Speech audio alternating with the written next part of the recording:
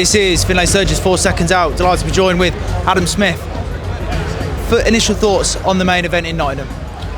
Yeah, look, Lee Wood boxed really well, I thought. He executed the plan that obviously Lee and Ben had cooked up in the gym brilliantly. Josh Warrington tried his best. As always, tenacious, terrific attitude, but just wasn't there tonight. I think he didn't quite. You take the chocolate. Get Darren.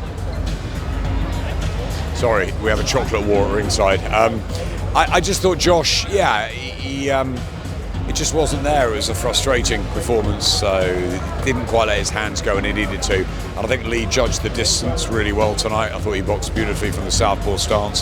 Very different to maybe the fight that we all thought it might be. Not as exciting, not as dramatic as the first one. But I think Lee Wood went in there tonight not looking for the knockout, looking to put on a good performance, sort of stay safe and get a win. And he did it comprehensively tonight. I thought he boxed really well. Rolled back the ears a bit, but massive credit to Ben and Lee for what they did. I thought it almost like when Lee used to box at Winkerbank. He came out southpaw, he looked relaxed, and I think he put everything that he'd learned through his career into that performance. Neither are what they once were, and I think I'm not the person to say a fighter should or shouldn't retire, but I think Josh knows that he nearly did it at Wembley, and if it's not there, you don't really want to go on too long. You can't force it, but he'll take time to think about it, and I think Lee will take time as well to think about what he does. Will he go on? I think a performance like that he can, and I'm sure he'd want to fight at Nottingham Forest still. But an unbelievable atmosphere, a great night, two wonderful champions, and fantastic to see them have the respect for each other at the end. It was brilliant. That for me, that was maybe the nicest part of the night. The two of them chatting at the end, and all the bad blood sort of to one side. And they're two great warriors.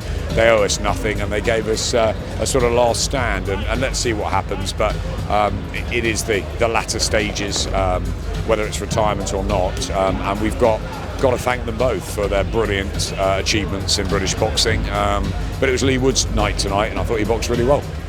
I'm glad you mentioned that. Being honest, it wasn't the barnstormer we were probably promised, but that is maybe due to the stylistic approach from Josh Warrington. It's not normally the flurry of punches that we're used to seeing in his pomp, essentially. Yeah, he came out high guard. I think he was pacing himself. I thought Lee got a really good start, and when he needed to let the combinations go. Sometimes I thought he pinched a couple of the rounds, but really Lee just had the edge in the rounds. I thought his body work was good.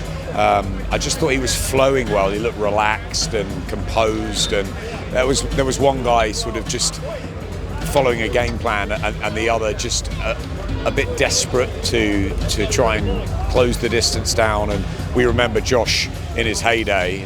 He'd only won 2 now of his last 8, I think. So I think we're all hoping for that sort of barnstormer 2 years and 4 months on. But Father Time waits for none of them, and they are deep into their 30s, and they've given us everything. And they're also lighter fighters, super featherweights, or featherweights maybe at their best. And I think not many go on this sort of long. So I think we can thank them both for a fantastic night, a great 12-rounder, a wonderful crowd, terrific buoyancy in Nottingham tonight, and Lee Wood boxed really smartly and got the job done by not looking for the knockout. Carl Froch mentioned that he knew when he was past his peak, around the same age, 36, 37, hence why he decided to retire. Is that what you would like to see from maybe the pair of them if Lee Wood's not got a massive fight at the City Ground prepared for him? I thought Carl was going to fight John Fury. I mean, I think he always wants a bout on the cobbles. Carl, I don't think, ever really retired, did he? I think he went out at the right time after that Groves fight, but there was all that talk of him fighting Julio Cesar Chavez. I remember him sitting next to me for Golovkin and Brook and wanting a bit of Golovkin. So you can never take the menace and the desire out of a fighter. But Carl went at the right time, and it's hard. It's a hard decision to make. I'm sitting alongside Darren Barker and Barry Jones and Sonny Edwards, all who didn't go on long.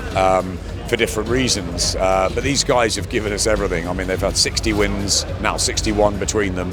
Just amazing from both of them, and I just think we've got to celebrate their careers. And I think that we probably expected a bit too much. Wood Warrington, we may have wanted it more in their peak, and it wasn't the classic fight that we We maybe dreamt up beforehand, but it was still a fantastic build-up. It was a wonderful night in here, and Lee Wood got it right tonight. You know, Katie Taylor got it right against Amanda Serrano when they met in that trilogy and boxed like she used to.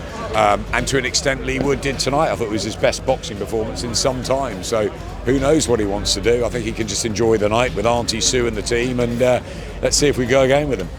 We'll touch on the John Fury and Carl Froch fiasco. In a world full of these misfits fights, these older generations versus the new generations, you know, you've got Mike Tyson and Floyd Mayweather looking like they're sizing each other up in America. Would you like to see that fight between John and Carl? I'd watch it. I mean, just for the sort of voyeurism, I guess. Do we need it? No. Will it happen? I doubt it. But yeah, look, it's all fun and games.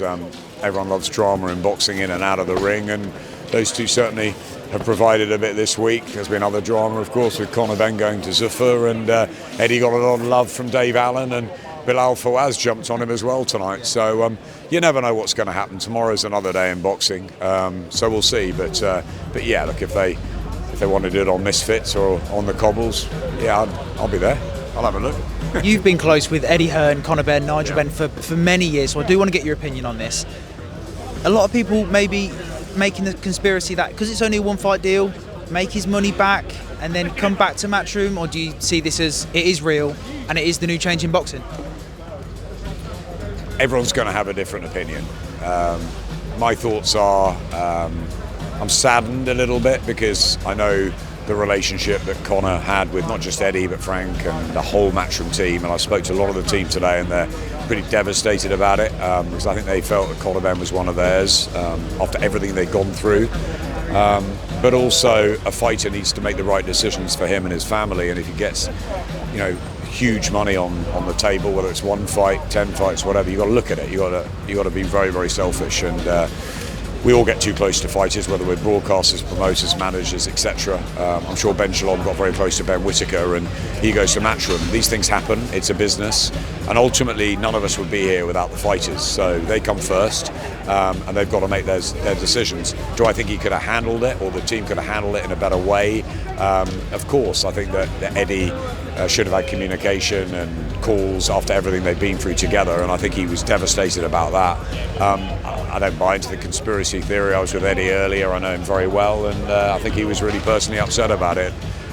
Whether they'll work together again, you never say never in boxing. Who'd have thought, you know, David Hay and Derek Chisora would, after all their needle and arguments, Froch and Groves doing the dinner circuits together. So you never know. There's a lot of respect between fighters, and I'm sure there's a lot of respect between Conor Benn and Eddie Hearn.